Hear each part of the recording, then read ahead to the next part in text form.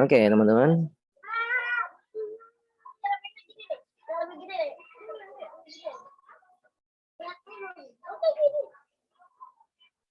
Oke, ya.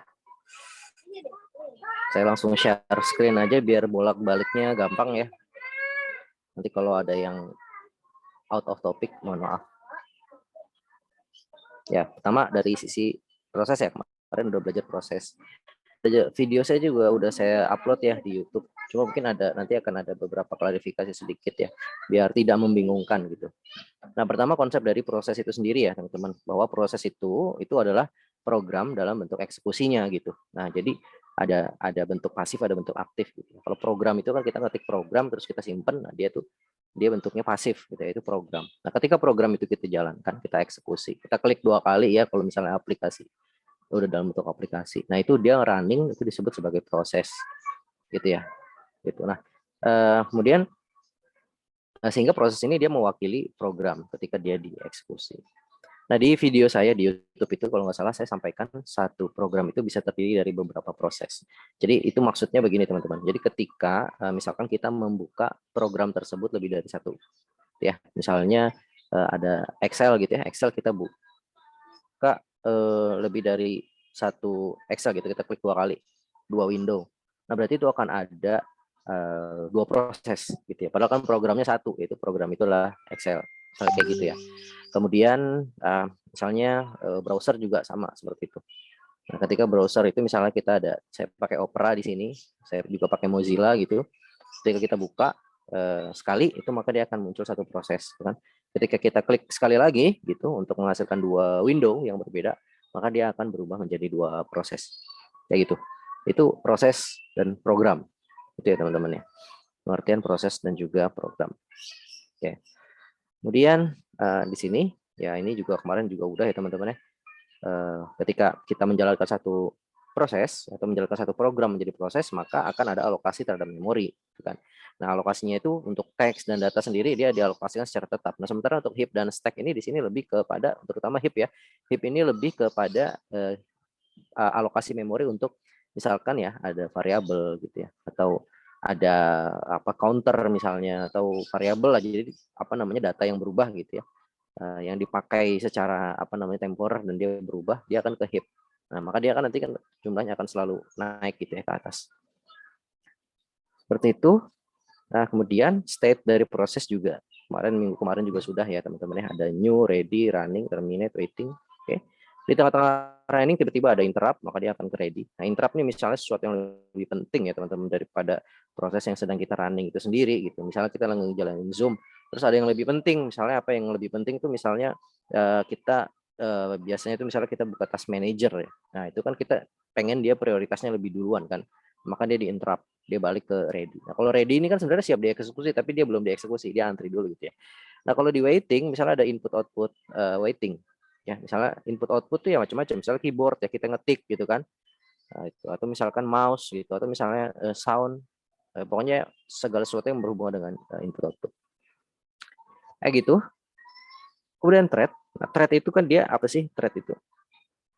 Thread itu ya bentuk eksekusi dari proses itu sendiri. Nah, proses itu kan sebenarnya udah bentuk eksekusi dari satu program gitu ya teman-teman ya. Nah, nanti proses itu di dalam prakteknya itu juga diwakili dalam bentuk thread sebenarnya gitu. Nah, sampai sejauh ini itu maksudnya sampai slide 11 ini gitu ya, kita masih memahami bahwa proses ini memiliki satu thread of execution. Ya. Walaupun nanti kita akan belajar tentang multi thread itu ya.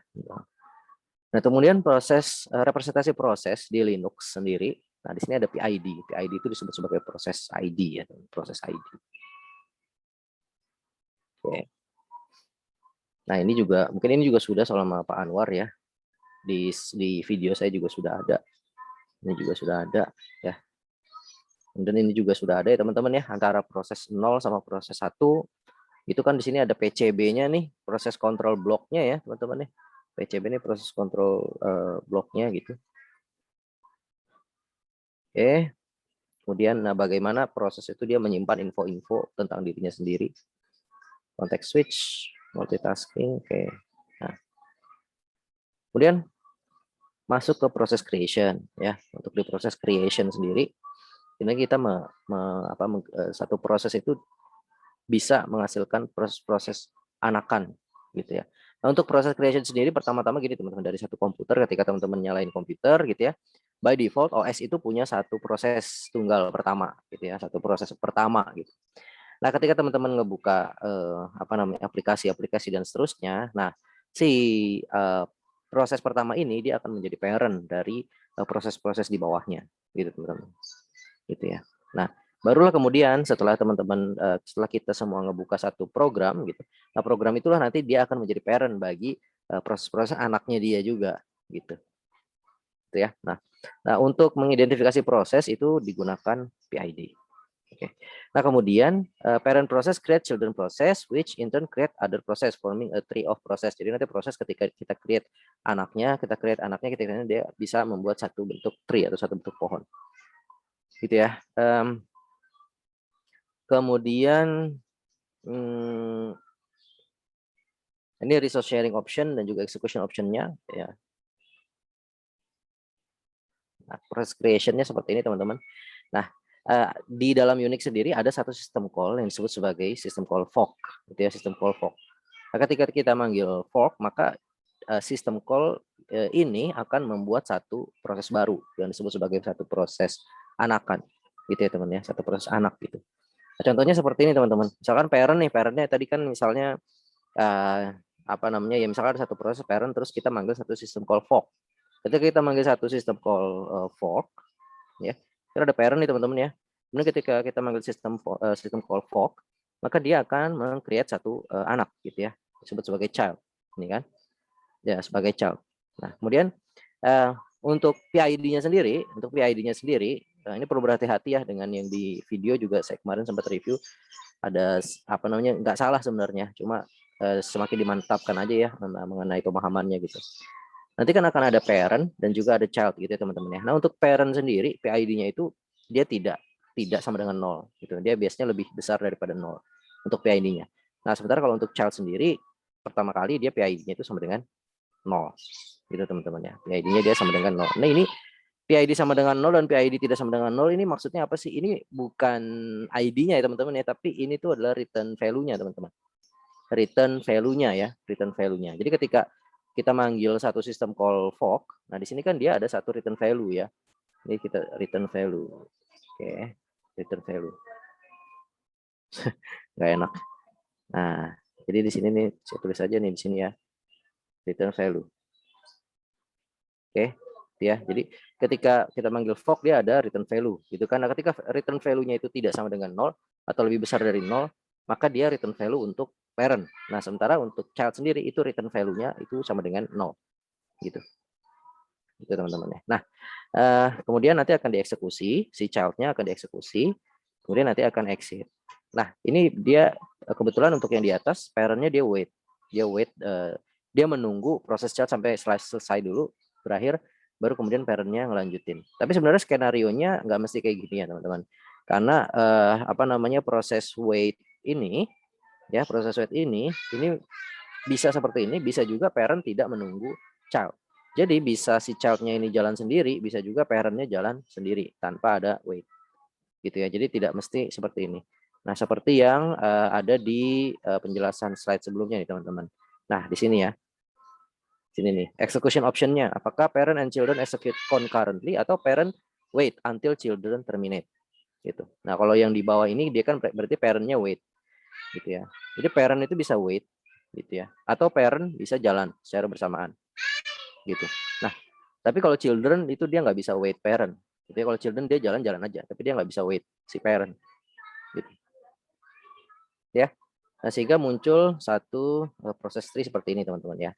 Misalnya dari PID 1 gitu ya, terus dia jalan gitu kan, dia ngefork lagi, dan seterusnya. Oke, nah ini juga si program working separate proses. Nah ini untuk si programmingnya untuk fork ini sangat penting ya buat teman-teman semua karena ini ya bisa dikatakan 75% lah akan keluar gitu ya. Maksudnya peluangnya ya, peluang itu 75% gitu akan keluar di UAS gitu.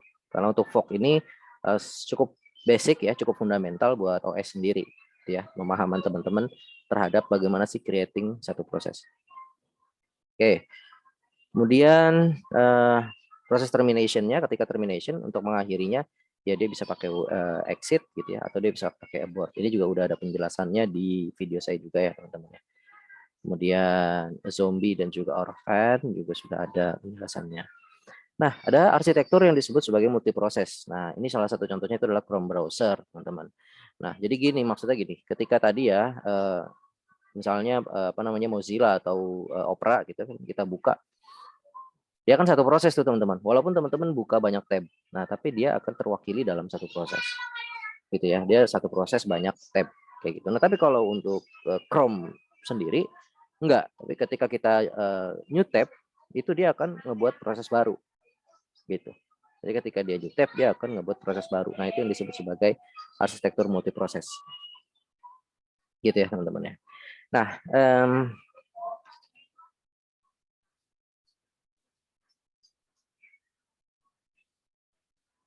interprocess communication, jadi komunikasi di antara dua proses itu bisa menggunakan shared memory dan juga message passing. Ini juga sudah ada di video ya, teman-teman ya.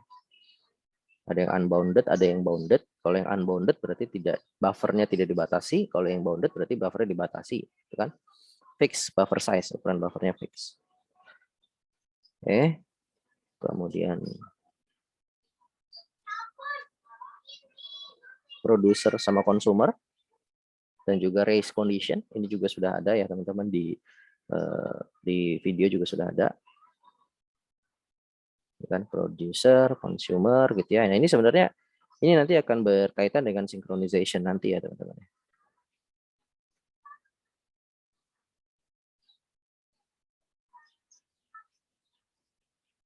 Oke. Nah, ini synchronization ini nanti ya.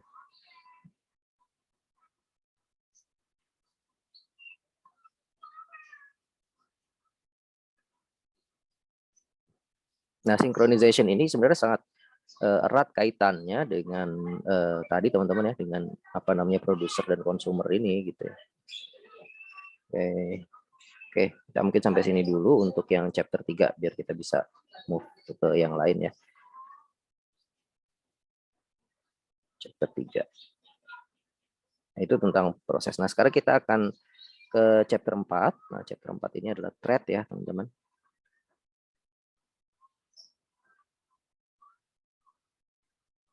Nah, ini mungkin kemarin juga sudah ada di Pak Anwar ya, tentang single dan juga multi thread proses ya. Tadi kan kita udah tahu tuh apa namanya, sampai tadi yang saya sampaikan ya, sampai slide 11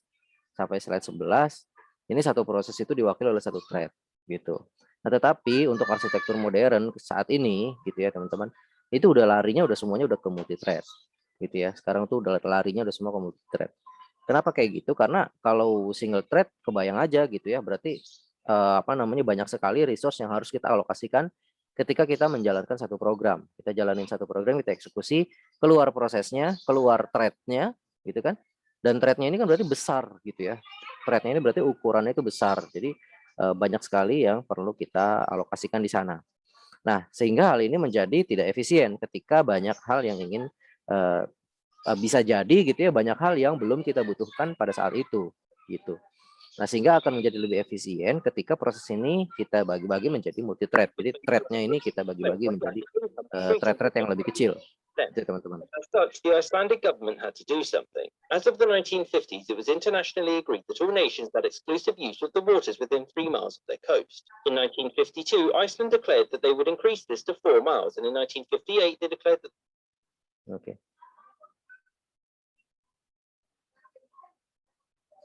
Nah, contohnya gini maksudnya. Jadi ketika teman-teman misalkan buka satu sistem informasi gitu ya, ketika kalian jalankan satu prosesnya gitu dari program tersebut.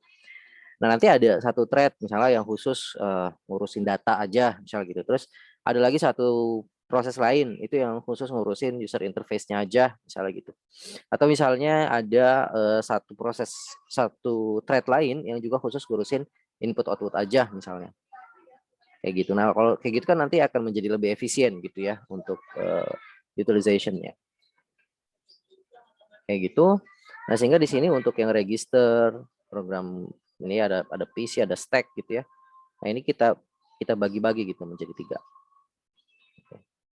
Nah, kalau yang awal ini kan ya kayak kode, data file ini kan semuanya satu gitu ya.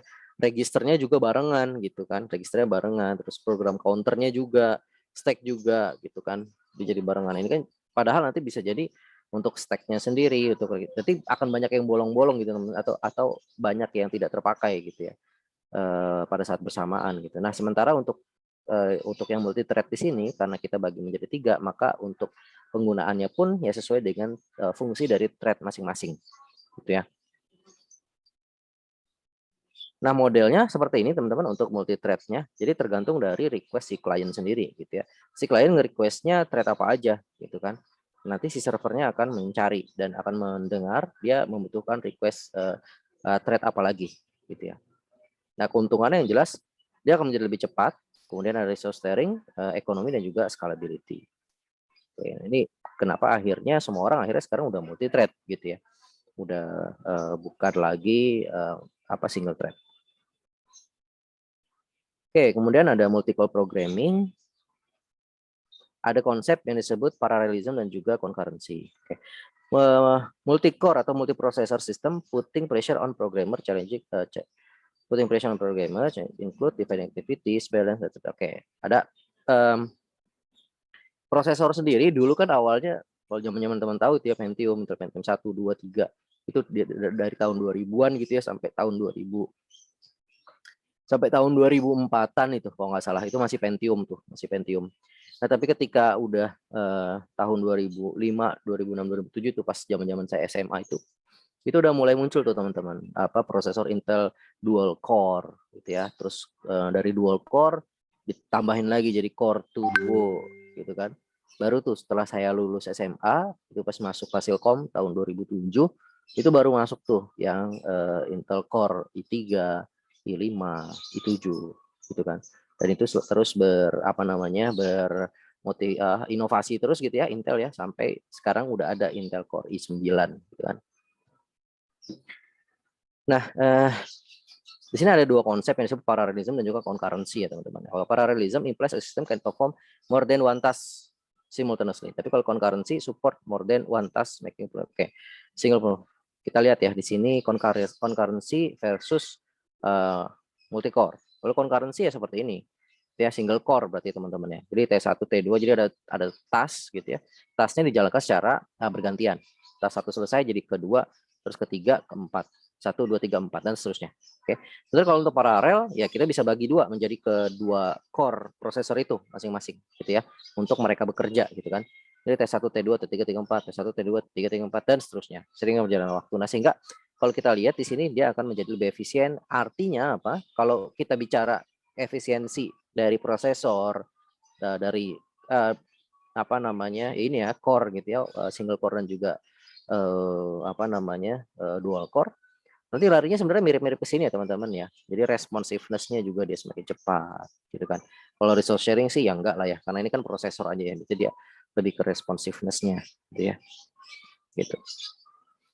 Kemudian sekarang kan kita lihat di sini ada concurrency, ada parallelism ya teman-teman ya. Nah, untuk parallelism sendiri ada data parallelism, ada task parallelism konsepnya, gitu ya. Bisa data parallelism, bisa task parallelism. Kalau data parallelism berarti datanya disebar gitu ya ke masing-masing core. Itu data parallelism. Jadi datanya istilahnya diduplikat lah. Dikasih ke core prosesor masing-masing. Core 1, core 2, core 0 ya, seterusnya ya. Tapi kalau untuk satu lagi yang task parallelism itu yang dikasih itu bukan datanya teman-teman, tapi thread-nya ya thread-nya. Jadi di sini dimasukkan nih tasknya ke masing-masing prosesor. Jadi dari data ini sebagai masternya gitu. Datanya tetap satu, tetap itu gitu kan. Nah, kemudian nanti diciptakanlah thread gitu. Nah, thread-nya adalah yang dimasukkan ke dalam prosesor untuk dilakukan proses. Oke, core 0, core 1, core 2, core 3 dan seterusnya. Ini adalah amdalau, oke, amdalau.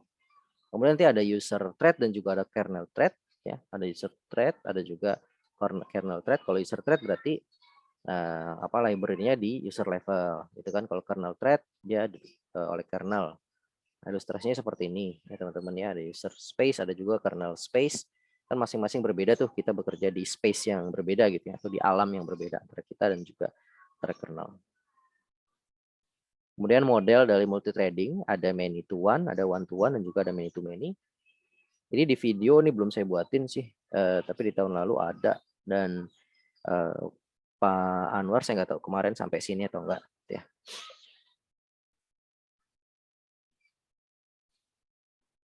Nah, ini sebenarnya hubungan antara si user. Tadi kan kita lihat teman-teman ini ya, ada user space, ada kernel space gitu ya. Nah, untuk yang many to one, untuk multi threading model untuk yang many to one, many user level thread map to single kernel thread. Jadi dari banyak user thread itu dia di map ke kernel thread, ke satu kernel thread. Gitu ya.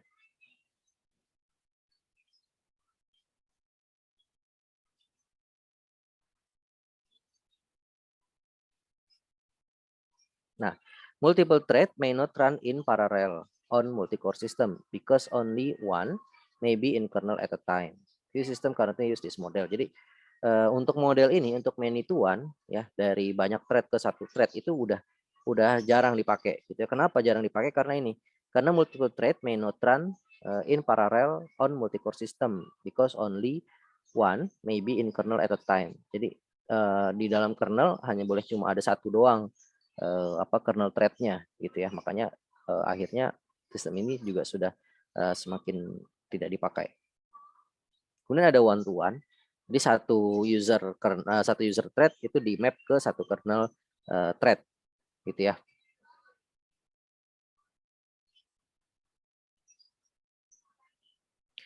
Oke, nah ini contohnya. Nah ini yang one to one ya, ada Windows, ada Linux ya. Number of thread per process sometimes restricted due to overhead. Oke, udah.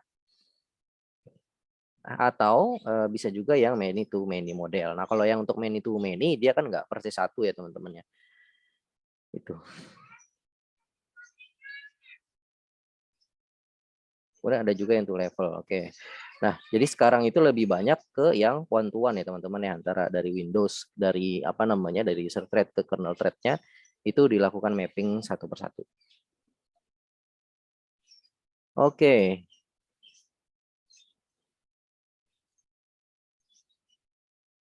Berikutnya Java thread dan seterusnya. Ini mungkin teman-teman bisa pelajari sendiri ya.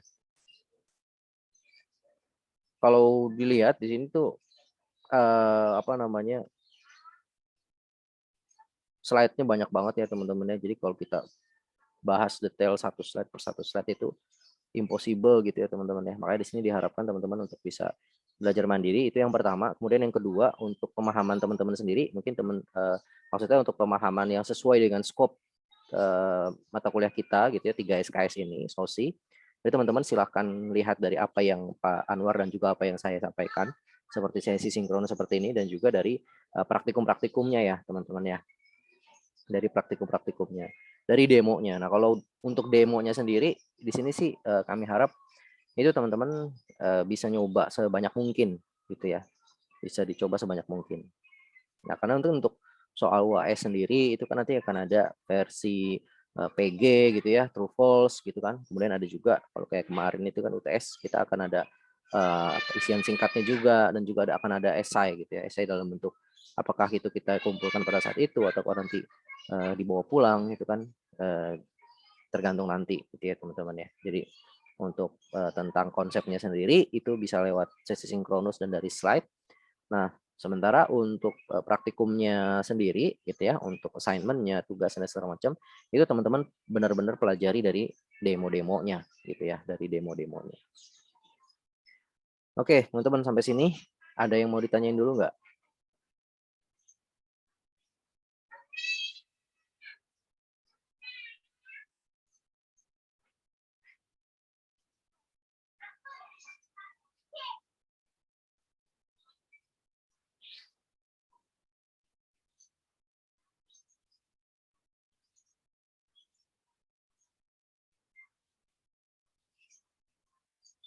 Kalau nggak ada nggak nih?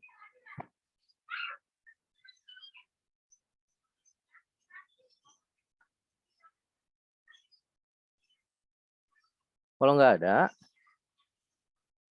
Teman-teman jangan lupa pertama-tama download dulu nih untuk file demonya ya. Itu di plsm.org. Kemudian di sini ada demo ya. Teman-teman bisa download di sini dari yang versi terbarunya gitu di sini ya. Kita ada di week 6 nih sekarang nih untuk fork ya, teman-teman, untuk fork. Nah, nih ya. Juga 00 nih PIC.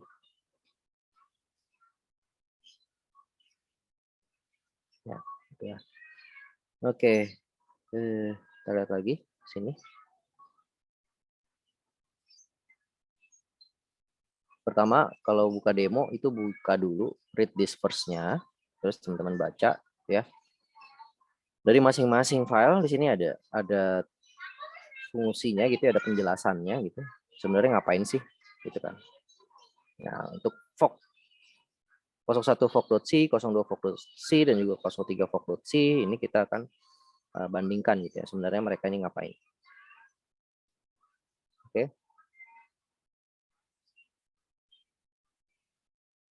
Nah, ini di revisi terakhir 2021 Maret. Setelah baca itu, baru teman-teman silakan buka masing-masing ya. Sini misalnya saya buka yang show pid.c. Oke, show pid.c. Nah, PID itu kan apa tadi? Proses ID ya, proses ID. Jadi ketika satu proses itu pasti dia punya ID. Dan ketika kita manggil fork, nanti proses itu masing-masing akan memiliki ID, gitu ya. Baik itu parent-nya maupun child-nya, ID yang berbeda, gitu ya teman-teman ya. Dan ketika memanggil fork juga itu ada return value gitu kan. Nah, return value-nya ketika return value-nya itu tidak sama dengan 0 itu masuk ke parent. Tapi kalau return value-nya itu sama dengan 0 maka itu masuknya ke child ya. Oke, ini get PID dan juga PPID. Jadi ini cuma ngambil PID dan juga PPID. PPID itu apa? PPID itu parent ya, parent ID. PID means process ID. Nih, kalau PPID means parent process ID. Jadi proses PID dari si parent. Nah, gimana caranya get PID dan juga get PPID? Kalau get PID pakai sistem call get PID gitu ya. Kalau PPID pakai get PPID. Ini simply cuma ngambil doang teman-teman ya, printf this is show PID ya, get PID juga get PPID. Ini sebenarnya PID dari apa sih gitu ya? PID dari apa sih ini? Ada yang bisa jawab nggak teman-teman? Ini kita kan ngambil PID ya, proses ID. Ini proses ID dari apa ya yang kita ambil? Ada yang bisa kasih clue nggak? PID dari proses mana gitu yang kita ambil? Yuk, ada nggak yang bisa bantu?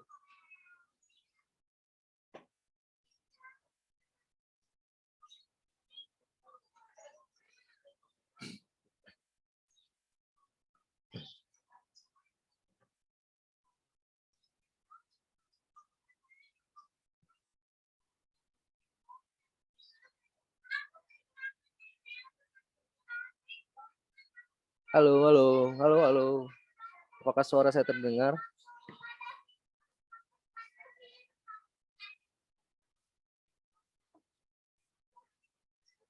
Halo. Oke, Hanif Omar, thank you. PID yang membuka program tersebut. Jadi PID dari program ini, gitu ya. PID dari program ini, gitu. Bentar ya.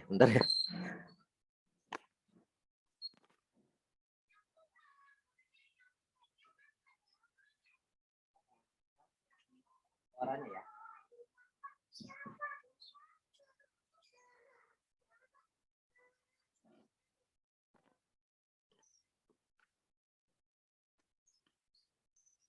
Oke, teman-teman, suara saya kedengeran kan ya? Kedengeran ya suara saya ya? Kalau di kelas tuh, kalau Pak Rahmat sama Ibrahim tuh lucu gitu. Halo, halo. Gitu. Ada yang mendengarkan saya gitu. Kalau Pak Rahmat sama Ibrahim kayak gitu.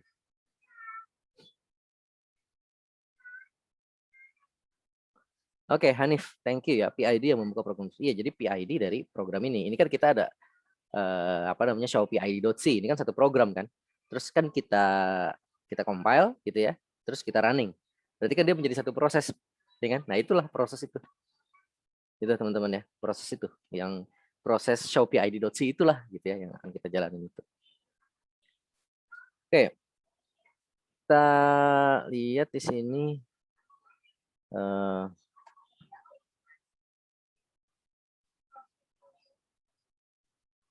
oke. Di week 6 ya, jangan lupa nih di week 6. Kemudian kita coba kita make. Kemudian kita jalanin ya, teman-teman ya, 001 show PID. Oke. Nah, PID-nya itu ini dan juga PPID. PPID itu di parent. PID berarti sekarang gitu ya, 17134. Oke. Nah, sementara untuk PPID-nya sendiri itu 3871. Oke, nah ini juga ini simply hanya nge-show PID dan juga PPID-nya aja. Di parent-nya itu 3871. Parent-nya yang mana? Ya saya juga nggak tahu gitu ya. Pokoknya di sini ketika kita jalanin OS dia ada satu proses parent yang utama dulu pertama. Gitu ya. Baru kemudian ketika kita ngejalanin program-program aplikasi, nah nanti dia menjadi anak dari si proses parent itu gitu ya. Nah, barulah setelah itu baru kita bisa mulai melakukan deteksi gitu ya teman-teman ketika kita ngejalanin sistem call fork dan seterusnya. Itu yang pertama. Kemudian kita buka nih fork.c ya. Kita buka fork.c. Oke. Fork.c. Nah, teman-teman bisa baca nih penjelasannya di bawah, paling bawah gitu ya. Tasnya itu atau tugasnya, teman-teman silakan compare satu fork 2 dan juga fork 3. See where the line look this is. Jadi cari line look this ya, cari terus sebenarnya ini kuncinya gitu ya yang ngebedain. Oke, kita baca aja nih teman-teman, terus kita coba tebak nanti outputnya seperti apa. Ya, di sini coba saya jalanin apa ya kalau di sini tuh, tapi di sini agak susah. Presentation.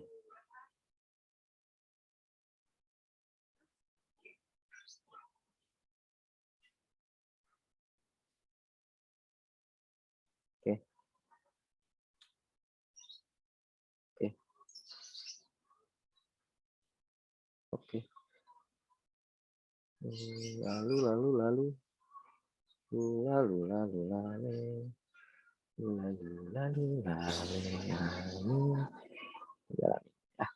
Nah, kayak gini. Kelihatan ya teman-teman ya?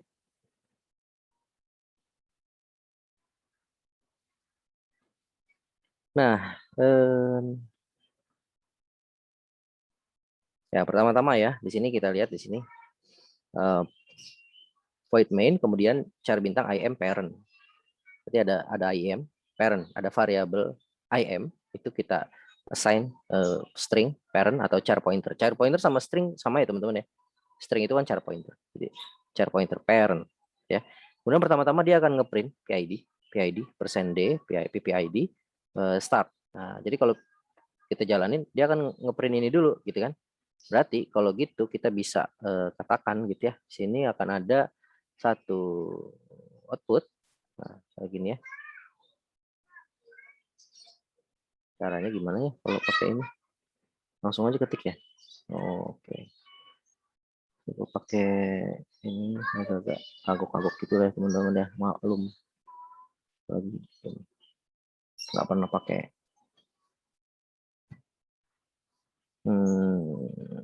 Sebentar jadinya kita lambat ya. Kita buka di sini aja deh kalau gitu. Ah.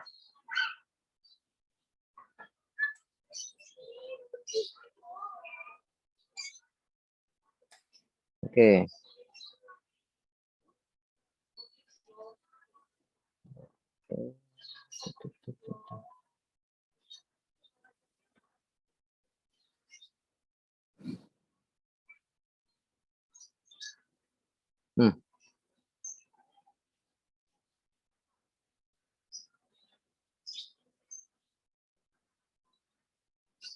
Kayak gini-gini ya teman-teman ya. Nah, oke. Oke, pertama dia akan ngeprint nih PID, kan? PID gitu ya, terus persen D gitu ya, kemudian PPID, kemudian start, klik 2 gitu kan. Nah, kayak gini. Oke, gedein aja deh. Nah, ini kan PID-nya masih belum tahu nih kita apa gitu ya. Terus PPID, kemudian start gitu kan. Nah, get PID. Nah, get PID-nya kan pertama get PID nih. Nah, dia ngambil get PID, saya nggak tahu berapa. Ya anggap aja misalnya berapa gitu ya. 1000 gitu misalnya. Ya. Terus PPID-nya get PPID. Nah, saya nggak tahu juga PPID-nya berapa gitu ya. Anggap aja misalnya di sini berapa? 0700 misalnya gitu ya. Misalnya aja ini, saya nggak tahu.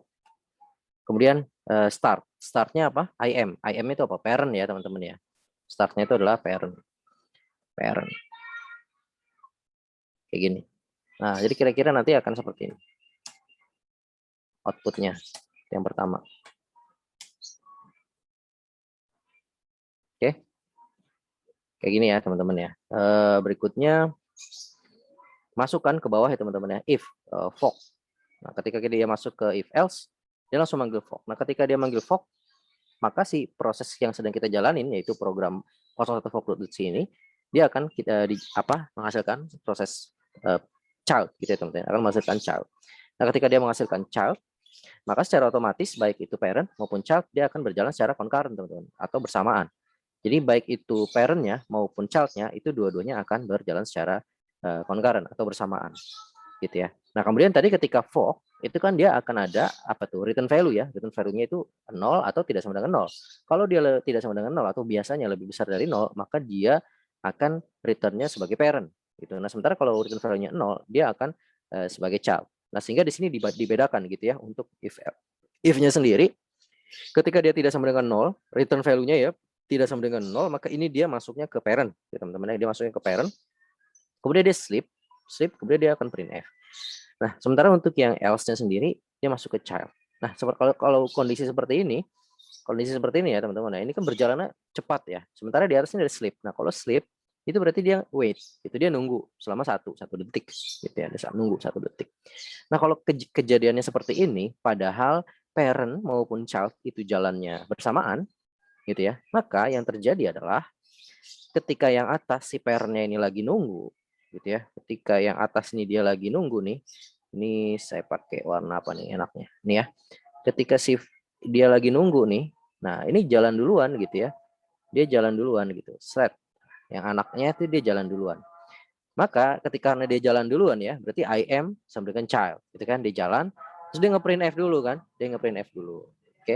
Maka dia akan mengeksekusi ini dulu teman-teman. Dia eksekusi ini. Nah ini dia eksekusi, oke? Dia eksekusi. Nah kemudian nanti tergantung gitu kan, di atas ini udah selesai atau belum? Gitu kan, slip nunggu satunya ini dia udah selesai atau belum? Tapi ini satu ini juga sebenarnya udah lumayan lama teman-teman ya, karena proses ini dia jalannya cepet. Nah maka otomatis yang akan ke print itu berikutnya yaitu yang bawahnya gitu. Jadi apa namanya childnya nanti stop. Ketika childnya stop, baru nanti dia akan ngejalanin yang atasnya, gitu ya. Itu dia ngeprint parentnya, baru nanti setelah ngejalanin parentnya, dia juga akan ngejalanin yang bawah juga, gitu ya. Dia juga akan ngejalanin yang bawah juga, yang ini juga. Karena ini udah di luar else ya teman-teman ya. Karena dia udah di luar else, maka dia dijalankan dua-duanya gitu, baik itu oleh parent maupun oleh child. Ya seperti itu. Jadi kalau kayak gitu sebenarnya di sini kita bisa bikin satu prediksi gitu ya teman-teman ya. Karena ini yang dijalanin adalah apa namanya si ininya dulu gitu ya, si childnya dulu.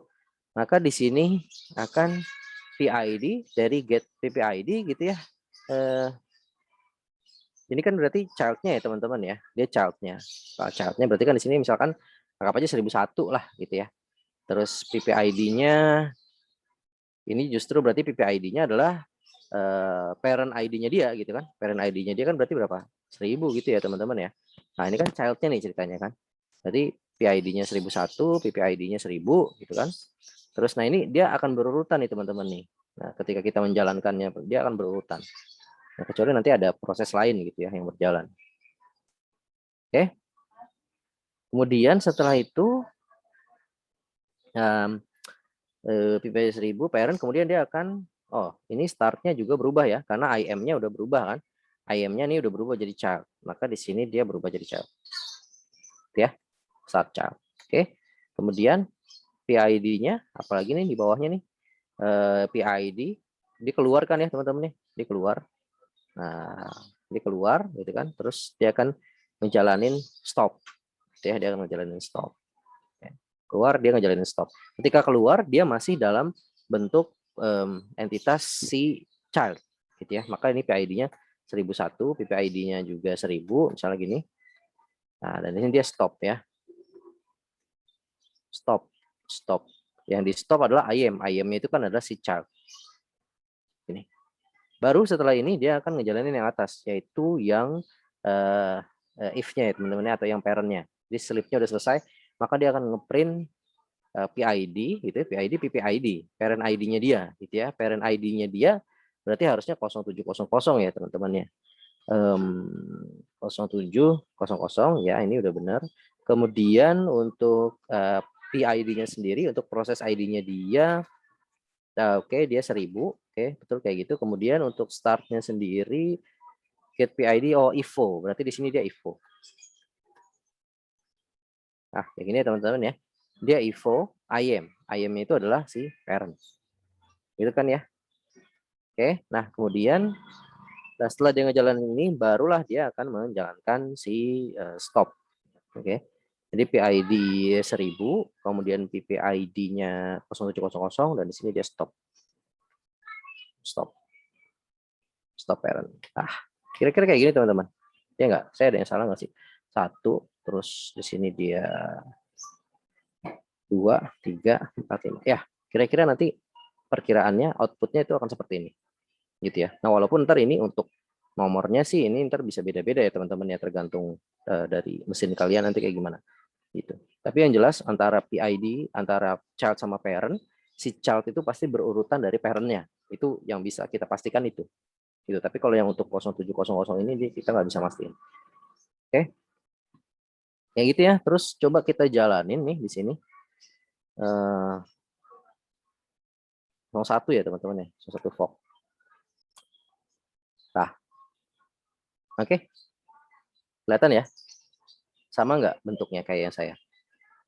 Ya, pertama start parent, kemudian start child, kemudian stop child, kemudian evo parent, dan juga stop parent. Ini sama ya teman-teman ya. Oke, jadi outputnya kiri sama kanan ini saya sama ya. Oke, itu sama. Kemudian yang kedua kita cek lagi dari sisi PID dan PPID-nya. Polanya sama atau enggak? Oke, polanya sama atau enggak? Pertama untuk yang PID sebelah kiri, PID-nya di sini dia 17318 ya. Ini adalah proses ID dia. Nah, kalau di sini saya anggapnya 1000. Oke, jadi sama, anggap aja nih 17318 itu adalah 1000. PPID-nya 0700. Kalau di sini dia 3871. Nah, ini kan adalah apa namanya PPID si proses pertama banget ya teman-teman, dan itu kita nggak tahu berapa gitu kan. Jadi oke. Kalau di sini saya 1000 sama 0700. Kalau di sini dia 17318 dan 3871. Yang pertama. Kemudian yang kedua 17319. Nah, ini kan udah masuk ke else ya. Nah, masuk ke child. Berarti benar tuh teman-teman ya. Karena di sini dia parent ID-nya itu adalah 17318. Nah, sehingga untuk PID-nya dia sendiri adalah 17319 gitu ya. Jadi dia nambah 1 nih. Dia nambah 1 ya, teman-teman ya. Dia nambah 1 nih. Oke. Dia nambah 1. Nah, terus yang uniknya lagi sebagai kontrol juga kalau teman-teman mau ngecek, itu dari PPID-nya, teman-teman. PPID-nya berapa? Nah, PPID saya bilang kan ini 1000 ya. Karena dia anaknya dari PID 1000. Nah, makanya di sini juga sama nih. Nah, PPID-nya dia adalah 17318. Dia sama kayak di sini. Gitu ya. Berikutnya juga sama, dia stop dulu gitu, dia stop ya 1001 dan 1000, tapi dia stop ya. Jadi di sini 17319 dan juga 17318 dan dia stop child. Nah, kemudian setelah stop child baru dia balik lagi ke atas ke if yang atasnya. Baru setelah dia balik ke atasnya baru dia akan ngeprint yang parent dan juga stop parent gitu. Kayak gitu teman-teman tentang 01 fog.c. Ada yang mau ditanyain dulu nggak sampai sini?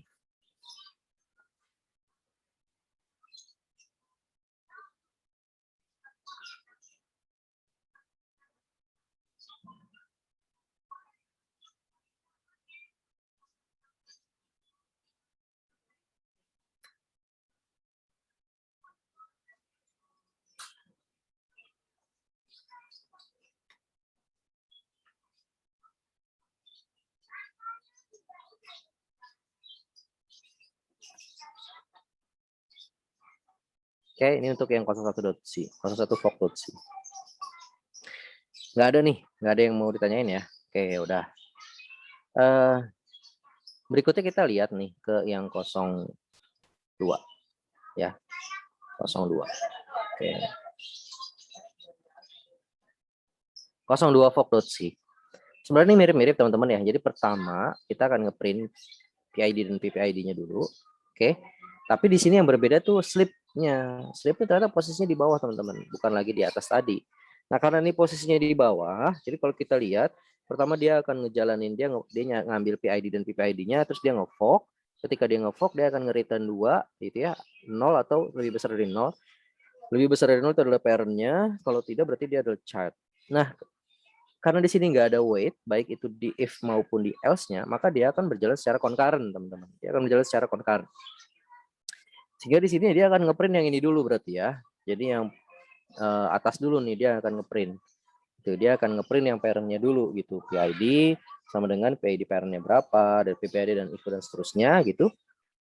Kemudian setelah itu dia akan keluar gitu ya dari si if else-nya. Kemudian dia akan menjalankan yang bawah yaitu stop parent. Gitu. Nah, berikutnya barulah dia akan ngejalanin si child-nya. Setelah dia ngejalanin baru dia stop child. Kayak gitu ya teman-teman ya. Jadi kalau kita lihat untuk apa namanya, nah untuk ini sendiri ya, ini mungkin ini bisa kita modifikasi aja gitu. Jadi, nah, oke pertama misalnya gini ya, PID 1000, PPID 0700 masih sama gitu, start parent gitu. Nah kemudian di sini yang ngejalanin justru dia start apa namanya teman-teman? Ya, IFO dulu ya teman-teman ya. Justru di sini dia IFO dulu. Gitu. Ini dia IFO. Nah ini, kayak gini ya. Dia akan IFO dulu. Jadi untuk PPID-nya ini dia masih dia get PID dia masih sama ya, berarti PID-nya itu adalah diri dia sendiri. PPID itu berarti atasnya dia, itu berarti PPID ini sama gitu. Kemudian dia masukin IFO. Oke, IFO-nya apa? IFO-nya itu adalah IM. IM-nya itu adalah parent. Jadi IFO-nya parent masih sama, yaitu kemudian dia baru ngejalanin si stop gitu, yang bawah ya. Yang stop parent. Nah, stop parent. Ini. Nah, kayak gini ya teman-teman ya. Nah, berikutnya baru PID-nya setelah di parent selesai, dia baru masuk ke sini. Oke, PID ini kan. Nah, PID-nya dia karena dia anaknya gitu, jadi 1001, PPID-nya jadi 1000, start child dan juga dia stop child. Kira-kira seperti ini outputnya. Kita cek ya, kita cek teman-teman di sini. Kita cek 002 fork. Nah, begini ya teman-teman ya. Nih, kita lihat. Nah, begini. Oke. Nah, ini kan proses baru nih kebetulan ya teman-teman ya. Ini proses yang berbeda. Jadi kalau di sini kebetulan saya masih pakai PID-nya sama, tapi ini kan udah proses yang baru nih, yaitu proses dari 02 fork.c ya. Jadi di sini harusnya sih saya tambah ya. Ya anggap aja di sini 1000. Ya udahlah nggak apa-apa lah, ini kalau yang di sini untuk nunjukin aja ya teman-teman ya. Tapi harusnya sih dia nanti berbeda. Oke, ya udahlah kita bedain aja nih biar jelas ya teman-teman ya. Misalnya di sini PID-nya 1010 gitu kan. Ini juga 10 misalnya. Inilah ya.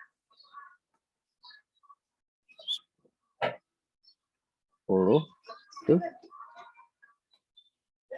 10 ini satu ini ya. 10. Oke, ini ya. Nah, kira-kira bentuk kayak gini teman-teman.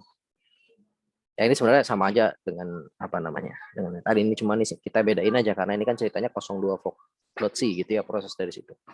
Oke, pertama dapat PID-nya 17339. Kalau di sini kita 1010 gitu kan.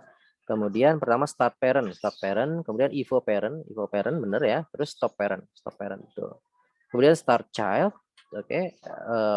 Oh bukan start, salah saya di sini else ya, else child dan juga stop child. Jadi secara urutan ini udah sama teman-teman ya dengan yang di sini nih. Ini udah sama gitu. Terus cara urutan udah sama. Kemudian dari kontrol dari PID dan PPID-nya juga sebenarnya udah bener nih. Ya, nih 17339. Nih anggap aja nih 1010 ya. Nah ini sama nih baris pertama, kedua, ketiga. Ini juga sama. Sementara untuk PPID-nya, parent-nya ini juga sama ya teman-teman ya. Nah kita lihat yang bawahnya. Ini kan untuk yang si apa namanya yang bawah nih. Nah ini kan dia udah increment ya teman-teman ya, karena dia anaknya nih. Jadi 17339. Nah ini 17340. Dia ini udah anaknya nih, gitu ya. Dia udah anaknya. Oke, dia udah anaknya. Nah kemudian dia stop. Kayak gitu teman-teman ya. Nah jadi kalau kita gambarkan lagi, ini misalnya ya kita gambarkan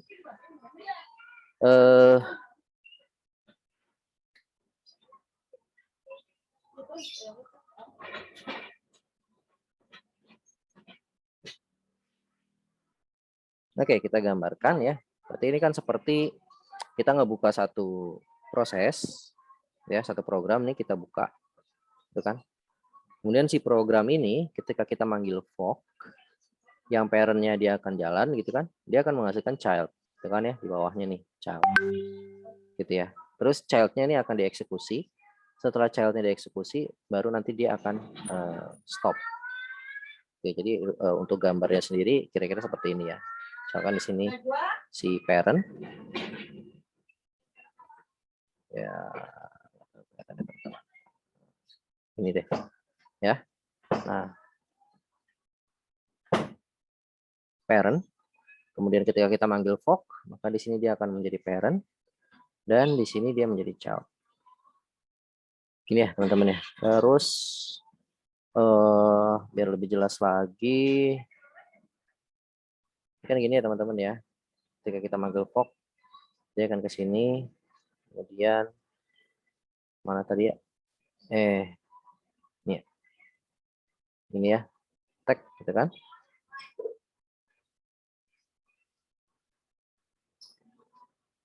Nah ini kan ketika kita manggil fork ya, ketika kita manggil fork, kita manggil fork di sini ya, ketika kita manggil fork. Nah seandainya di sini kita assign ke satu variabel ya, misalnya a gitu ya, a sama dengan fork gitu kan, a sama dengan fork. Terus untuk yang atas sendiri ini kan berarti apa nih, ketika hasilnya itu adalah a sama dengan a lebih besar dari 0 ini kan ya gitu. Nah sementara untuk yang bawah ini adalah ketika a sama dengan 0 ya. Ini enggak kayak sensitif ya teman-teman ya. Ini a biasa kecil. Nah kayak gini ya teman-teman ya. Itu terus di sini dia kan punya PID nih teman-teman ya, PID. Oke, PID. Maka untuk di parent-nya sendiri di sini juga dia juga ada PID. Nah di sini PID-nya ini, PID dia sama dengan PID parent ya, itu kan.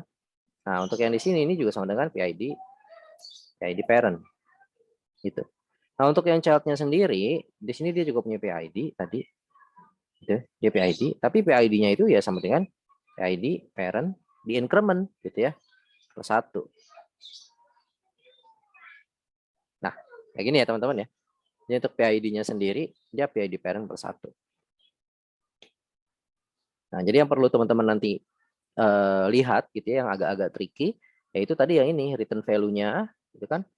Return value-nya gimana? Dia lebih besar dari 0 atau sama dengan 0, gitu kan? Nah dia akan menentukan mana yang child dan juga mana yang parent, ya. Kemudian proses fork-nya juga dipanggilnya di mana, dan nanti selain itu teman-teman juga PID-nya ya, teman-teman ya. PID-nya itu berapa? Oke, gitu ya. Terus kita coba lihat nih satu lagi, yaitu untuk yang fork 3 ya, fork 3. Nah, kalau kita lihat nih teman-teman di sini ya, untuk yang fork 3 sama dia manggil fork juga. Di sini ada wait, Oke, ada wait. wait ini sebenarnya dia sama ya teman-teman ya dengan sleep. Oke, dengan sleep ini sama nih. Fungsinya sama. Kalau sistem call-nya sih ada jelas beda, yang satu sistem call wait, yang satu sistem call sleep, tapi fungsinya sama, itu untuk menunggu gitu ya teman-teman ya. Nah ini kalau kita lihat nih teman-teman, ini wait. Okay, wait.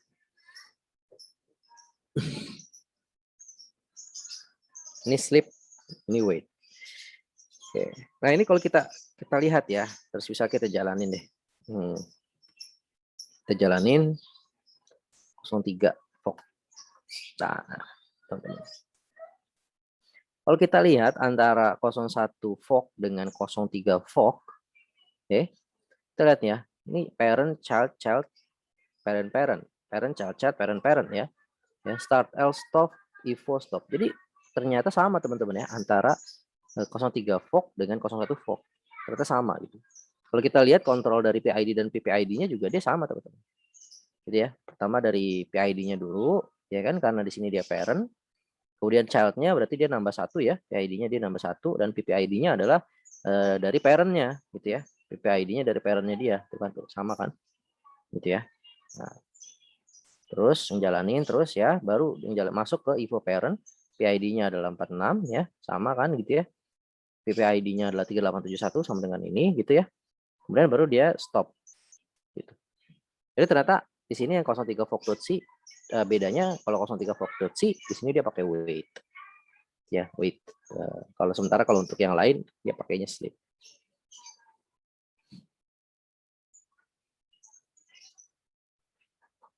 Gitu teman-teman mengenai fog. Kemudian minta tolong nanti teman-teman juga mulai uji coba ya, mengerjakan nih misalnya sleep.c. Nah ini dikerjain nih teman-teman, sleep.c. Maksudnya kalian praktekin gitu ya, terus jadi sebenarnya apa sih fungsinya sleep. Kemudian di sini nanti ada f-flash. Nah, apa sih sebenarnya f-flash gitu ya, ada sleep with flash, sleep with no flash gitu. Terus yang 05 fog.c, nah ini juga dijalanin karena di sini nanti akan ada f-flash-nya ya, ada f-flash gitu kan. Nah, makanya sebelumnya harus tahu dulu f-flash dan yang pakai f-flash dan juga enggak itu apa bedanya. Terus 05.c, nah ini ada exec LP. Hey.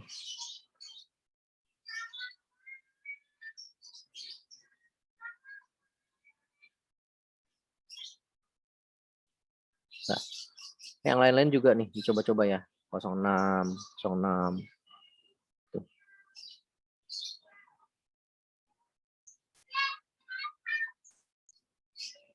Oke. Sampai sini dulu teman-teman. Ada yang mau ditanyain atau enggak?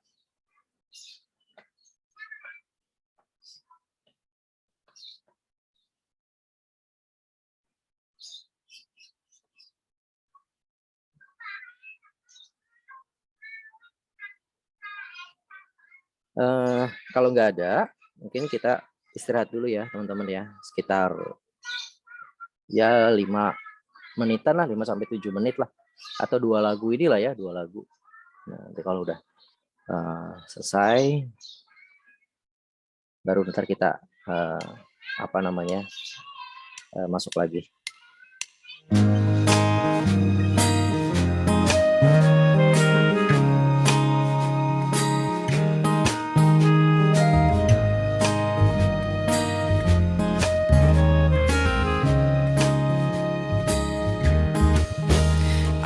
Tak tahu apa yang lain darimu,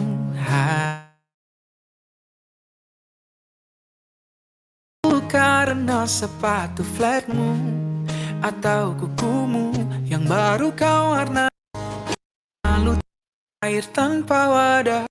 Let's love as a dirimu.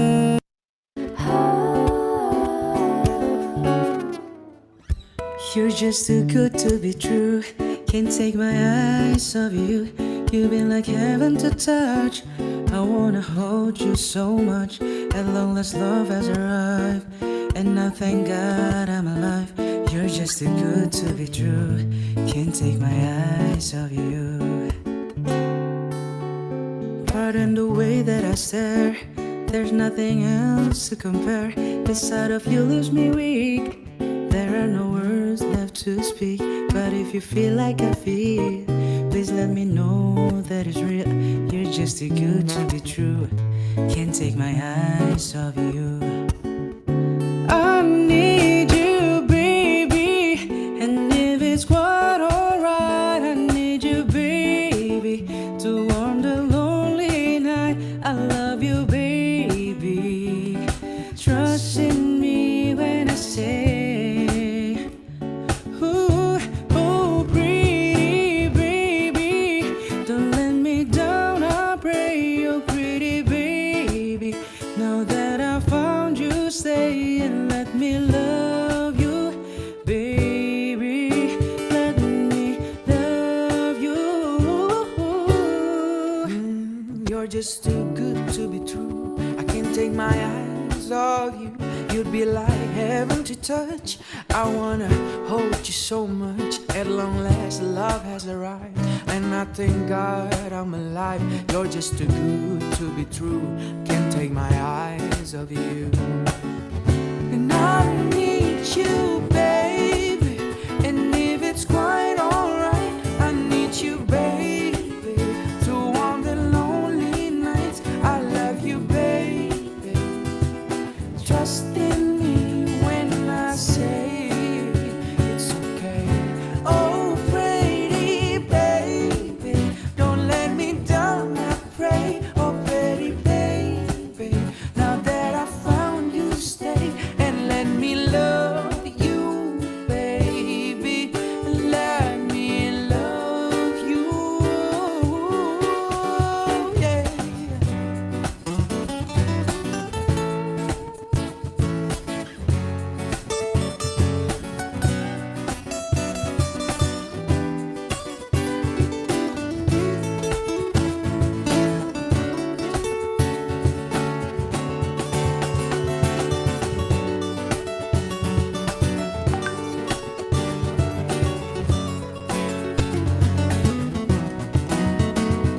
Oh, yeah. I need you, baby. If it's quite alright, I need you, baby, to warm the lonely nights. I love you, babe. I love you, yeah. Trust in me when I say. Oh, pretty baby, don't let me down, not pretty baby.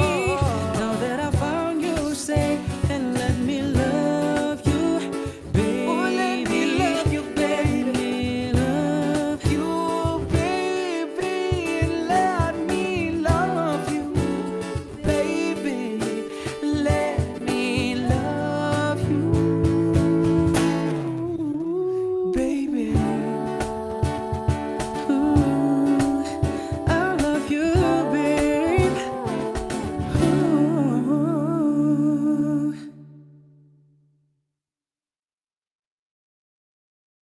Oh, asmara yang terindah mewarnai bumi, yang ku cinta menjanjikan aku terbang ke atas ke langit ketujuh bersamamu. Bagaikan langit di sore hari berwarna biru, sebiru hatiku menanti kabar yang aku tunggu. Peluk dan cium hangatkan untukku. Bagaikan langit di sore hari berwarna biru, sebiru hatiku menanti kabar yang aku tunggu. Peluk dan cium hangatkan untukku. Oh, asmara yang terindah mewarnai bumi, yang ku cinta menjanjikan aku terbang ke atas ke langit ketujuh bersamamu. Bagaikan langit di sore hari hati. Peluk dan cium hangatkan untukku. Bagaikan langit di sore hari, berwarna biru, sebiru hatiku, menanti kabar yang aku tunggu. Peluk dan cium hangatkan untukku. Oh, asmara yang terindah mewarnai bumi, yang ku cinta menjanjikan aku terbang ke atas ke langit ketujuh bersamamu. Oh, Dewi cinta, sandarkan aku di bahumu. Ada ku rasa tingginya hati, teredakan sudah hadirmu sayang, tenangkan diriku. Oh, asmara yang terindah mewarnai bumi, yang ku cinta menjanjikan aku terbang ke atas ke langit ketujuh bersamamu. Bagaikan langit di sore hari, berwarna biru, sebiru hatiku. Here's to the ones that we got. Cheers to the wish you were here, but you're not, 'cause the drinks bring back all the memories. Gimana teman-teman, mau Everything lanjut we've dengerin been lagu atau through. mau belajar? Toast to the ones here today. Toast to the ones that were lost on the way. 'Cause the dreams bring back all the memories, and the memories bring back you. There's a time that I remember when I did not know no pain, when I believed in forever, and everything would stay the same. Now my heart feel like December when somebody say your name. 'Cause I can't reach out to call you, but I know I will one day, yeah. Everybody hurts sometimes, everybody hurts someday, yeah. Everything gonna be alright. Go and raise a glass and say, hey, here's to the ones that. Udah lah ya.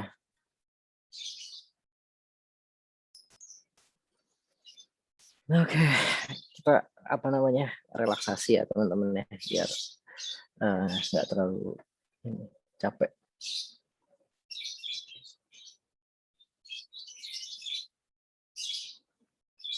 Oke, ya teman-teman, kita lanjut nih ke materi berikutnya. Kita ini ceritanya ngebahas tentang, sekarang tuh ngebahas tentang synchronization ya.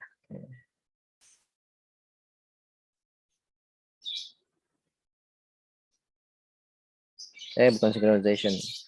Apa? Oh ya, synchronization ya teman-teman. Synchronization. Nah, kita pertama-tama lihat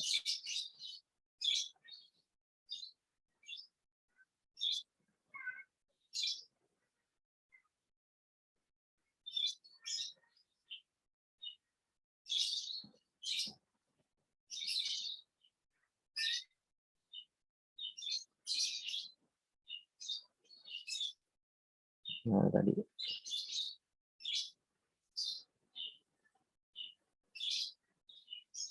Oh, nggak ada.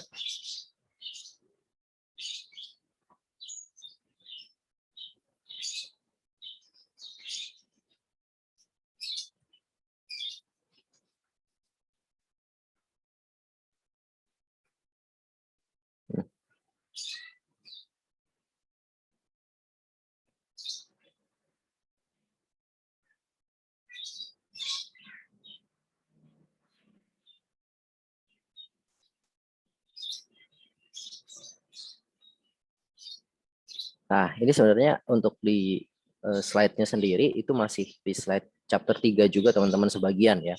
Sebagian di chapter 3. Di video yang saya share itu kan kita udah belajar mengenai apa namanya teman-teman, ya concurrency gitu ya, tentang concurrency itu. Ya, itu yang race condition itu ya. Nah, itu ada proses thread concurrency. Nah, ini kita kan udah belajar tentang concurrency ini sedikit ya. Nanti akan nyambung lagi sih dengan materi yang sekarang gitu.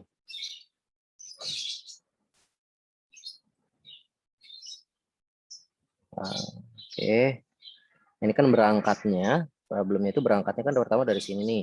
Kan kita tadi udah tahu tuh ya, ada dari apa namanya proses, kemudian dia punya child gitu kan, terus terminate gitu. Nah, terus setelah terminate ya multiproses arsitektur ya. Nah, kemudian ke sini nih teman-teman gitu ya. Cooperating process needs interprocess communication. Nah, jadi kan tadi kan multiproses tuh ya. Kita lari berangkat dari multiproses tadi. Chrome itu kan dia ketika kita eksekusi dia jadi banyak gitu ya apa namanya prosesnya. Nah, di antara proses-proses yang berjalan ini kan dia perlu ada satu kerjasama ya teman-teman, atau cooperating lah disebutnya, atau komunikasi gitu. Kita perlu ada satu komunikasi. Nah, di antara proses ini komunikasinya itu disebut sebagai interprocess communication. Nah, di mana interprocess communication ini dia ada dua modelnya, ada yang shared memory atau ada yang message passing. Kalau yang shared memory berarti memorinya satu cuma di share gitu aja ya. Nah, ini mungkin ilustrasinya kayak gini. Jadi proses A, proses B, shared memory di tengah, dia masing-masing dia pakai memori yang sama. Tapi kalau yang message passing, proses A dia kirim message gitu ya, proses B juga kirim message dan seterusnya. Itu bedanya gitu. Ya, tapi mirip ya, teman-teman, ini mirip tapi beda. Kalau share memory ya yang A, kalau yang message passing itu yang B. Nah, kenapa saya balik lagi gitu ya ke materi ini untuk belajar synchronization ya, karena kita perlu tahu asal muasalnya gitu ya. Ada problem yang disebut producer dan juga consumer problem. Nah, producer proses produce information that is consumed by consumer. Jadi producer itu dia apa namanya nge-produce info, nanti infonya ini nanti akan dikonsum oleh si consumer. Nah, dia bisa yang bounded, bisa yang unbounded. Itu yang seperti yang di video juga udah ada. Tadi juga sebelumnya juga udah sempat saya review juga. Kalau yang unbounded berarti dia buffernya itu tidak terbatas. Kalau yang bounded berarti buffernya itu dibatasi. Nah, oke, kita lihat ya. Untuk yang shared memory, IPC shared memory ini berarti maksudnya tadi ya inter process communication. Nah, dia menggunakan shared memory.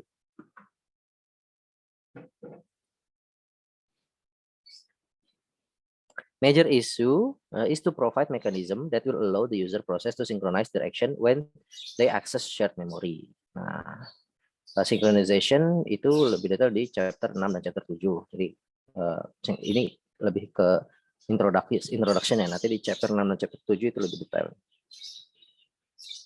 Nah, ini untuk yang apa namanya shared memory. Ini kan kita masih shared memory ya teman-teman ya. Jadi dari shared memory ini kan kita tahu nih, namanya juga shared memory ya. Jadi memori itu berbagi gitu. Memori yang kita bisa ya saling berbagi pakai memori gitu ya antara satu proses dengan proses yang lain. Di dalamnya bisa jadi ada data, ada variabel atau ada apapun lah yang dibutuhkan oleh keduanya gitu. Nah, ketika itu diakses, nah itu apa namanya? Kita kan kita membutuhkan satu mekanisme untuk sinkronisasi ya, sinkronisasi gitu. Nah, jangan sampai ketika kita mengakses itu datanya itu belum sinkron gitu kan, karena kan kita mengaksesnya dua gitu, proses 0 dan proses 1 mengakses memori yang sama gitu kan. Ketika mengakses, jadi sebenarnya data mana gitu kan yang kita pakai, misalnya ada satu variabelnya oleh proses 1 udah diupdate gitu kan. Nah, kita pakainya yang mana nih, variabel lama atau variabel yang udah diupdate. Nah, itu kan nanti bisa jadi tidak sinkron gitu ya ketika tidak ada proses yang kita sebut sebagai synchronization gitu ya. Makanya di sini kita belajar synchronization. Oke, nah ini untuk yang bounded buffer, ini di video juga sudah ada gitu ya, solusi yang untuk bounded buffer. Ini ada producer. Kalau producer berarti dia menghasilkan satu item gitu ya, yang nantinya akan menjadi konsumsi dari si consumer. Nah, ini consumer. Anggap aja kalau producer itu kayak ya dia memodifikasi satu data lah kayak gitu ya, atau memodifikasi satu hal gitu. Nah, hasil modifikasi ini kan nanti yang akan dikonsum oleh si consumer next-nya gitu ya. Tuh, ini udah ada ya teman-teman sebenarnya di apa namanya di video. Oke, producer dan consumer problem. Producer and consumer problem ini salah satu contoh realnya kenapa kita membutuhkan synchronization itu adalah race condition, gitu ya, race condition. Nah, contohnya kayak gini teman-teman ya. Jadi misalnya di sini ada skenario gitu kan, skenario di sini pertama variable count itu sama dengan 5 gitu kan, variable counter sama dengan 5. Lagi dijalani nih, register 1 sama dengan counter, berarti register 1 sama dengan 5. Register 1 sama dengan register 1 plus 1, berarti kan 5 tambah 1 ya, 6 gitu kan. Nah, ketika di tengah-tengah ngejalanin, belum juga dia selesai gitu. Udah keburu dateng si register 2 teman-teman gitu ya. Udah keburu datang si proses yang kedua, proses yang lain yang warnanya coklat ini, udah keburu datang dia. Ya, dia sama-sama manggil gitu kan, register 2 sama dengan counter, register 2 sama dengan register 2 dikurangi 1. Padahal register 2 tadi sebelumnya kan tadi 5 ya, terus register 2 dikurangi 1 jadi 4. Nah, register 2 sama dengan 4, 5, 4. Oke lah ya, gitu kan. Nah, apa namanya? Nah, kemudian setelah itu counternya berubah jadi register 1, dari register 1 udah berubah jadi 6. Gitu kan. Terus di bawahnya counter register 2 sama dengan 4. Padahal kalau kita mau ideal, ketika yang coklat ini kan berarti ngaco nih. Dia tuh ngambil counternya itu sama dengan 5 ya. Yang proses kedua dia ngaco nih, S2 nih. Karena dia ngambil counternya itu sama dengan 5. Padahal kalau kita menunggu satu rutin ini selesai sampai bawah, counternya harusnya kan berubah tuh ya. Jadi counter sama dengan register 1. Counter sama dengan 6 kan. Nah, gitu ya. Harusnya berubah nih, counter sama dengan 6. Artinya di register 2 sama dengan counter harusnya register 2 sama dengan 6. Harusnya gitu kan. Tapi di sini register 2 sama dengan 5 gitu. Nah, ini terjadi karena dia belum sinkron gitu kan. Karena belum sinkron makanya terjadi satu kondisi yang disebut sebagai race condition. Nah, ini harusnya counternya di sini itu sama dengan 6 gitu ya. Nah, jadi di sini nih counternya sama dengan 6. Jadi di sini register 2 sama dengan 6 gitu kan. Kemudian 6 dikurangi 1 berarti 5. Berarti counter sama dengan register 2, berarti counter sama dengan 5. Harusnya gitu ya. Nah, jadi di sini ini nggak valid nih gitu kan. Counter sama dengan 6 dan counter sama dengan 4 ini nggak valid. Gitu kan. Ya. Oke. Kalau ini sih valid ya. Ini valid. Ini counter sama dengan 4 nggak valid nih. Harusnya counter sama dengan 5. Gitu ya. Counter sama dengan 5. Terus yang ini juga juga nggak valid nih. Register 2 sama dengan 5 ini nggak valid ya. Ini harusnya register 2 sama dengan 6 ya teman-teman ya. 6. Gitu. Nah, inilah alasan makanya kita membutuhkan satu konsep race, satu konsep synchronization. Wow. Jadi synchronization itu sangat erat kaitannya dengan message passing ya teman-teman, dengan message passing, dengan saling berkirim message. Nah, apakah nah di sini untuk message passing sendiri itu bisa bersifat blocking atau bisa juga yang bersifat non-blocking. Nah, kalau blocking considered synchronous. Jadi blocking send, the sender is blocked until the message is received. Jadi the sendernya di block gitu ya teman-teman ya. Sementara kalau yang blocking receive, the receiver is blocked until a message is available. Jadi yang di block itu adalah si sender dan juga si receivernya. Kalau blocking send berarti sendernya yang di block. Kalau blocking receive, the receivernya di block. Gitu. Nah, itu kalau blocking. Jadi di situ ada mekanisme untuk saling menunggu gitu teman-teman. Nah, sementara kalau untuk yang non blocking itu di consider sebagai asinkronus. Kalau asinkronus berarti ketika dia udah ngirim atau ketika dia udah nerima dia jalan aja gitu seperti biasa. Ya, non blocking send, the sender sends the message and continue. Ya, non blocking, the receiver receive a valid message or null message. Oke. Nah. Seperti itu. Kemudian, nah ini masih sama sih ya, message passing. Nah, sekarang kita lihat itu perkenalan ya terhadap synchronization. Nah, sekarang kita lihat chapter berikutnya.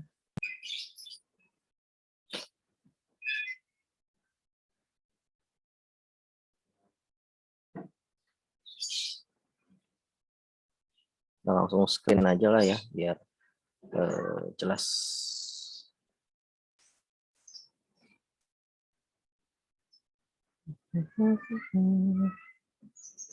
Kalau yang barusan tadi pas istirahat bikin kopi, diminum dulu kopinya teman-teman.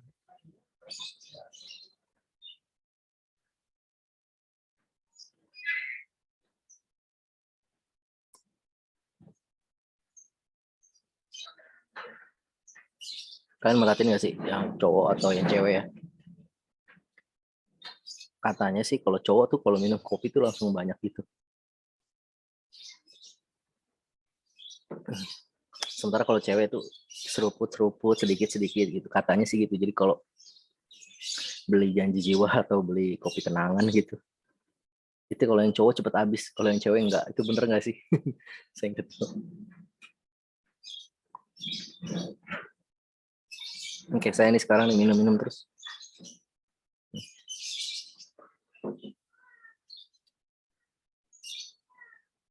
Saya sih ya, katanya gitu ya, katanya. Aduh, saya nggak tahu deh, karena nggak tahu deh, kayak kalau seruput-seruput kayak kurang nendang gitu ya. Jadi yang akan sih langsung aja banyakan gitu. Ya, Sotki ya. Terus antara janji jiwa, kopi kenangan, sama Fore. Kalian lebih suka mana? Saya tuh lebih suka Fore, tau nggak? Enak banget Fore itu, menurut saya tuh. Cuma emang kalau buat melek sih, paling ini ya, apa kopi kenangan sih ya. Sama Indomaret Point tuh, yang palm sugar latte itu juga enak. Ya udahlah.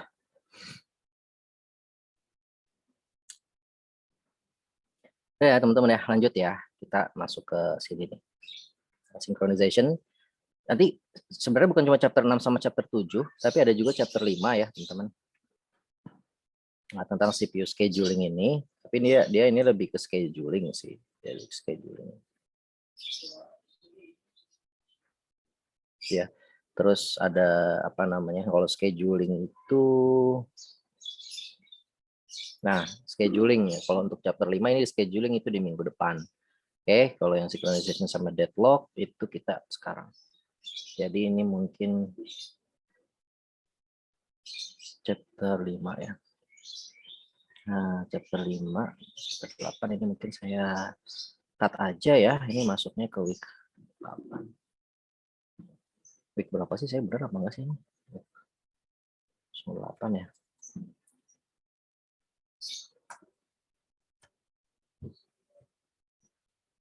Karena kita fokusnya ke chapter 6 dan chapter 7.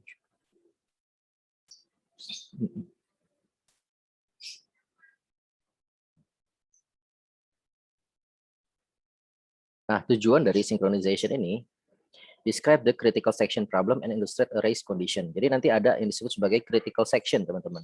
Critical section, oke. Nah, ini perlu teman-teman pahami banget ya. Terutama critical section, kemudian race condition yang tadi juga udah sempat kita bahas dan di minggu lalu juga udah ada gitu ya di apa namanya di video. Kemudian illustrate hardware solution to the critical solution. Nah, jadi solusi terhadap critical sectionnya kayak gimana, gitu ya. Kemudian how mutex. Nah, ada mutex, ada semafor. Nah, ini juga perlu nanti teman-teman untuk pahami juga nih mutex dan juga semafor. Ini penting juga teman-teman, dan ini kemungkinan besar juga keluar juga di UAS. Jadi fog gitu kan tadi ya programmingnya, kemudian semafor itu kemungkinan besarnya keluar di UTS, jadi UAS ya.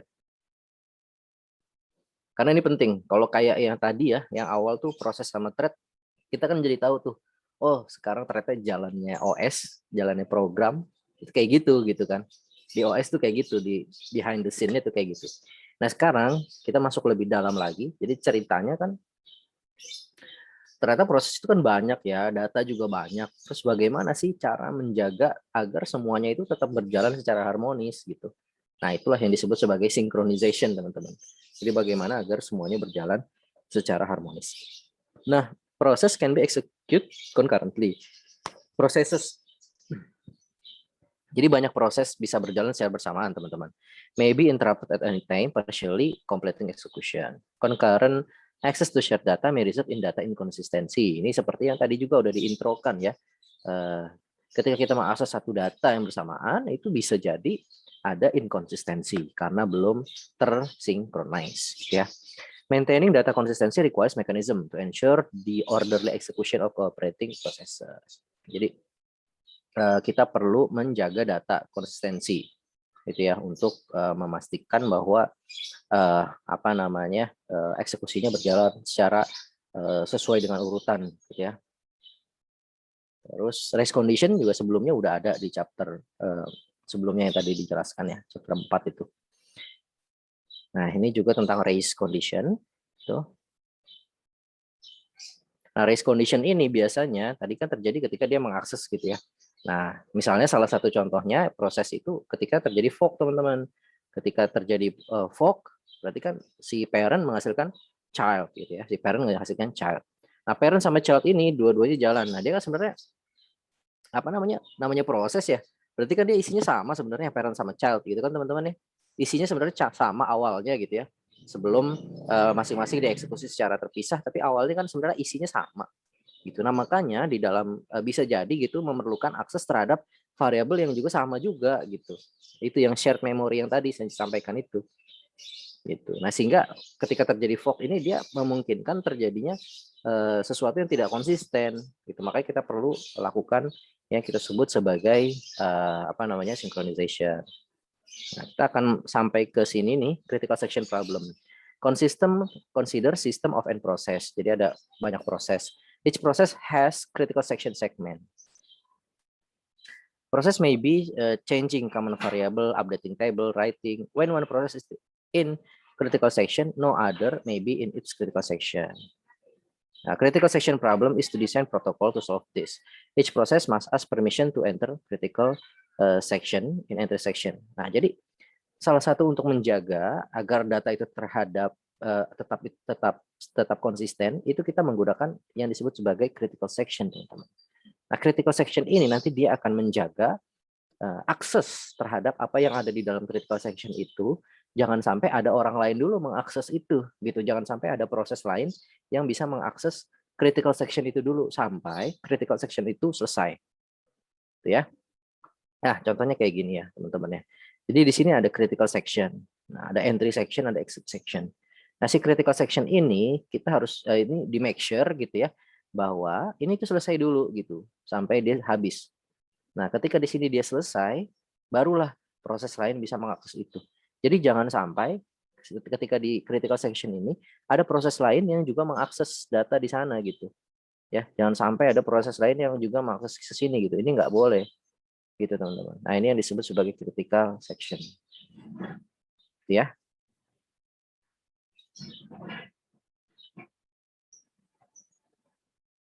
Critical section problem. Oke, requirements for solution to critical section problem. Ada mutual exclusion. If process P is executing in its critical section, then no other process can be executing in their critical section. If process P is executing in its critical section, then no other process can be executing in their critical section. Jadi kalau kayak gini, maksudnya di sini ya mutual exclusion. Jadi apa namanya, masing-masing proses itu benar-benar mutual eksklusif gitu ya. Jadi ketika satu proses itu lagi dieksekusi critical sectionnya, ya proses lain yang dia misalkan dia juga punya critical section itu nggak bisa diakses, gitu ya. Atau itu yang mutual exclusion, atau yang progress. If no process is executing in its critical section and there exit some processes that wish to enter their critical section, then the selection of the process that will enter their critical section cannot be postponed indefinitely. Jadi apa namanya? Jika nggak ada proses lagi yang lagi mengeksekusi critical section-nya, tapi ada beberapa proses yang ingin masuk ke critical section, maka the selection of the process that will enter cannot be postponed. Jadi ketika apa namanya benar-benar udah lagi nggak ada lagi yang proses itu yang mengeksekusi critical section, ya udah yang lain boleh langsung mengeksekusi critical section-nya, gitu.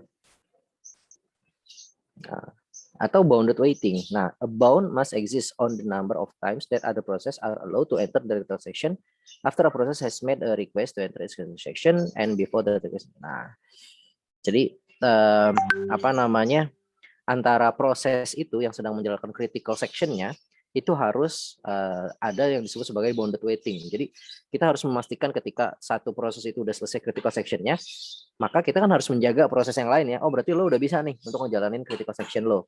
Gitu.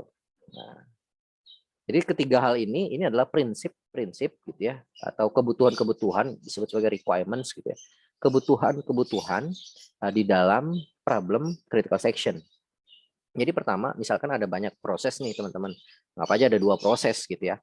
Masing-masing proses itu punya critical section sendiri-sendiri, gitu kan ya. Dia punya critical section sendiri di sini, dia punya critical section sendiri di sini. Atau mungkin enaknya saya gambar ya.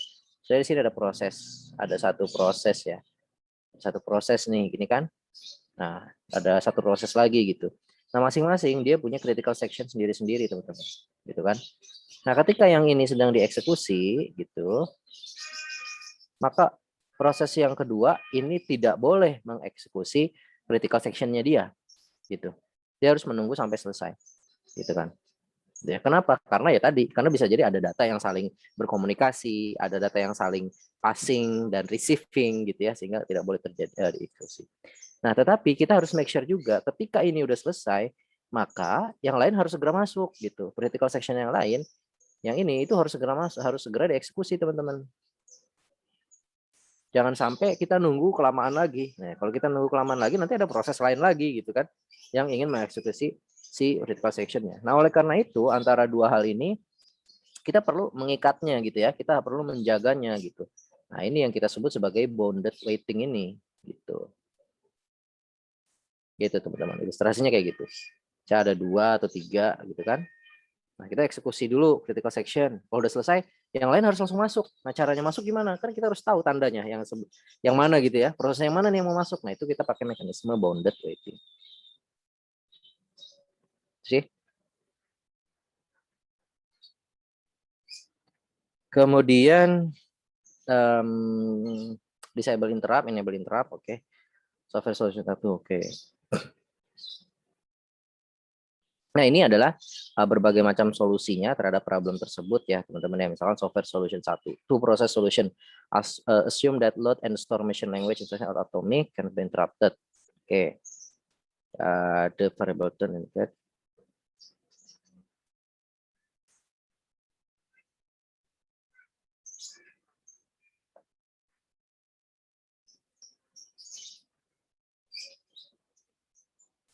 Oke. Kemudian Peterson solution. Jadi ada solution 1, ada Peterson solution. Oke. Correctness-nya ini sebenarnya sih mirip-mirip ya, cuma ini bedanya kalau Peterson dia di sini, dia di sini nih. Dia pakai flag gitu ya, teman-teman ya. Ini untuk masuk, untuk memastikan kita udah boleh masuk ke dalam critical section atau belum gitu. Terus correctness-nya, nah ini juga masih Peterson juga. Kemudian pakai memory barrier. Nah, nanti kita akan lebih banyak fokus di sini, teman-teman ya, di tes, kemudian set. Nah, set sama ya set ya, tes gitu kan. Kemudian kita juga akan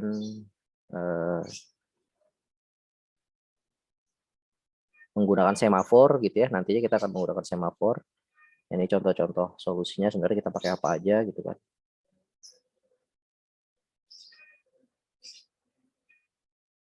Oke.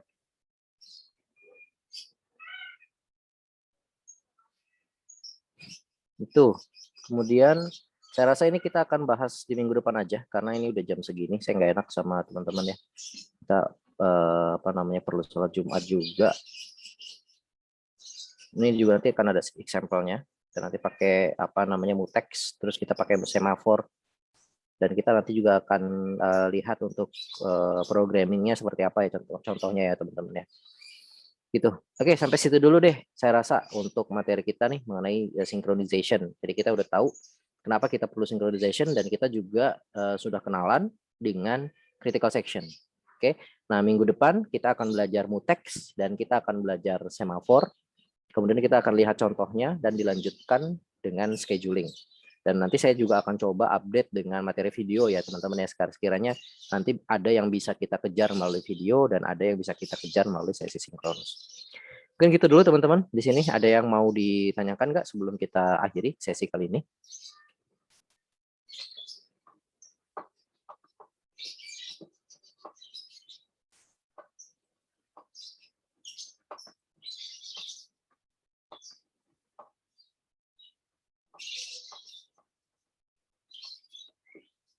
Oke, kalau nggak ada, kelasnya saya akhiri ya. Saya mohon maaf, ini kita terlambat, kelamaan nih, agak jauh ya.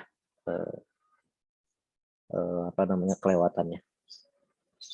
Itu dulu dari saya akhiri kelas kali ini. Terima kasih banyak. Saya tutup. Assalamualaikum warahmatullahi wabarakatuh. Selamat pagi semuanya. Terima kasih Pak. Terima kasih, Pak. Terima kasih, Terima kasih, Pak. Pak. Juga. Terima kasih, Pak.